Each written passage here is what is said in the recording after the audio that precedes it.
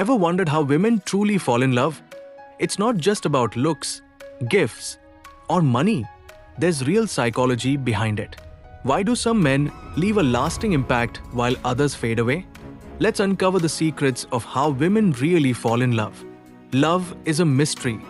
But when it comes to women, it's not just about looks or status. Women fall in love differently than men. And understanding this psychology can change your entire perspective on relationships. So, how do women really fall in love? The answer lies in emotional connection, safety, and trust. A woman doesn't just fall in love with your appearance or the words you say, she falls in love with how you make her feel. If she feels seen, heard, and understood, her emotional guard begins to drop. Psychologists say that women are more emotionally wired. They value consistency, attention, and care.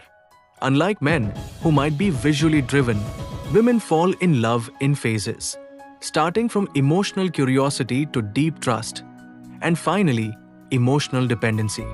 At first, a woman will test your intentions. She'll notice how often you listen rather than talk. She'll observe how you react to her vulnerabilities. Are you genuine? Do you remember the small things she told you? These little cues matter deeply.